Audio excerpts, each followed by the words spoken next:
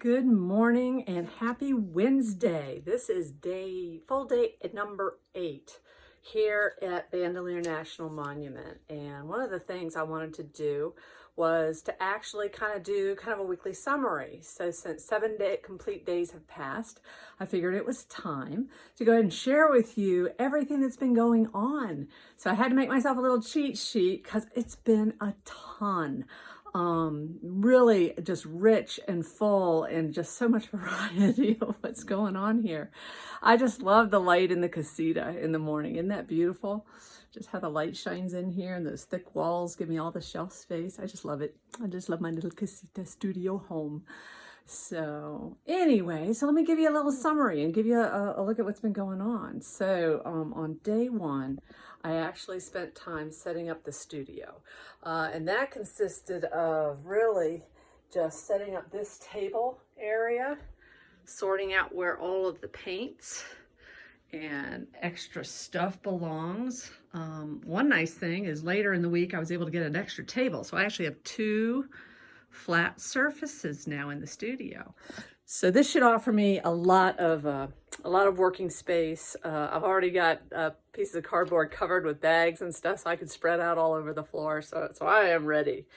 One thing that was really special, and if you ever come out here, is take advantage of the visitor center. Went through the museum, which was awesome as far as both the natural and the cultural, aspects of what to pay attention to here and to really appreciate about Bandelier National Monument, especially with the ancestral Pueblo people.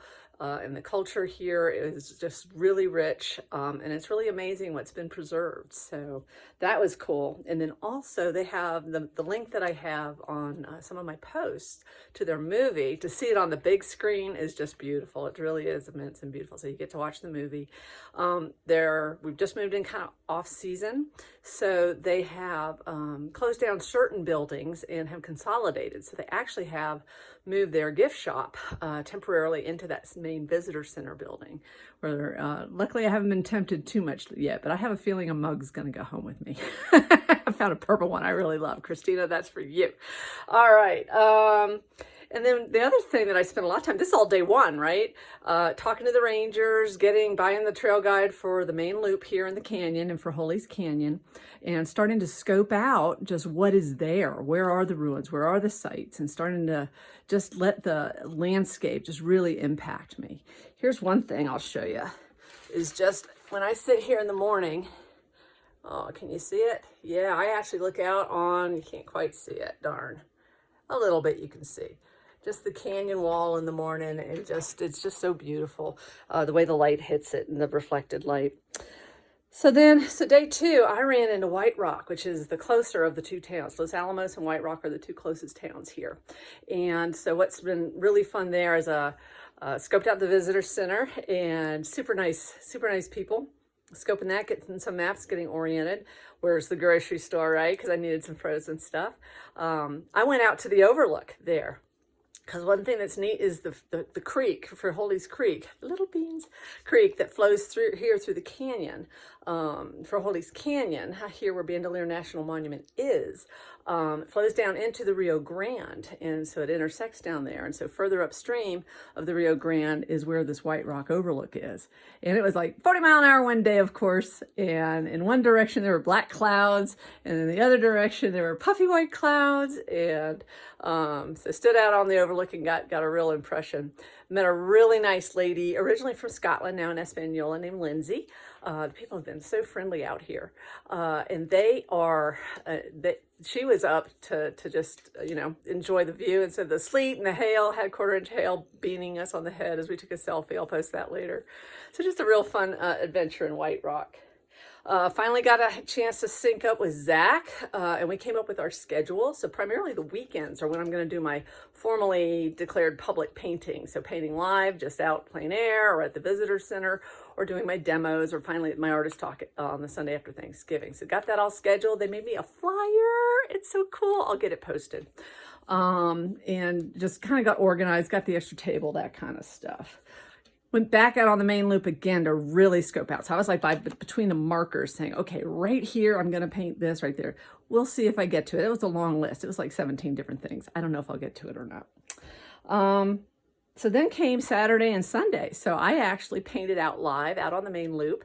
It was awesome. Like 40, 45 people stopped and said hello. And this little entrepreneur, I think he was like 7 years old with his little hoodie and his little glasses, came up to me and says, "You ought to sell those for a lot of money. And you ought to just, that way you can buy more supplies and it'll just be perfect." So that was one of my favorite like interaction memories already, is that little entrepreneur on the main loop, the first Saturday out painting. And then the next day I painted at the visitor center. Basically can look up at the same wall I tried to show you, but it was too bright, with some of the cave eights, which actually have high petroglyphs in them, but some of those cave eights and some of the rock formations. So got that started. Here, I can probably share. Let's see, let's do it this way. Let's grab it. So they're taking some shape here. So that one goes that way, and that one goes that way. Just starting to capture some impressions of the spaces around me. And where did I hide? Hang on, I'm plugged in here. Here I have the ones I did out on the main trail that day. I don't know if these are going to make me rich, but they were fun. So the cottonwoods against the far wall. And these are still in process, and that's a vista looking up canyon. So just starting to capture some of those impressions and things. So then Monday came. Oh my goodness. Thank you, David Halpern, the person who established this artist residency here. He actually came and gave me a personally guided tour of the Valles Caldera, and that is the volcano that had erupted a gazillion years ago and created all of the volcanic ash that created these canyon walls. The compressed ash is called tuft, and that's what the native, the ancient Pueblo culture folks were able to actually carve out the caves, the cave eights that I can still see now, and could do the, carve out the bricks that they actually used to build the Pueblo and stuff. So you're going to see all that represented. And then yesterday I was like, whew, I just need to paint. So I actually got started on some wildlife studies. And so you can see Mr. Abert squirrel up there by the chimney. And I started a mule deer who I encountered on the road, entrance road, and a raven that I encountered in the picnic area. So just starting to get paint on the brush, paint on the paper, and getting going. So today I think I'm going to take a little walk down the Falls Trail and get some more subject matter to inspire me. But I just wanted to kind of summarize a week at a time what's happening and how this residency is going. So can't wait till next time. Stay tuned. Bye.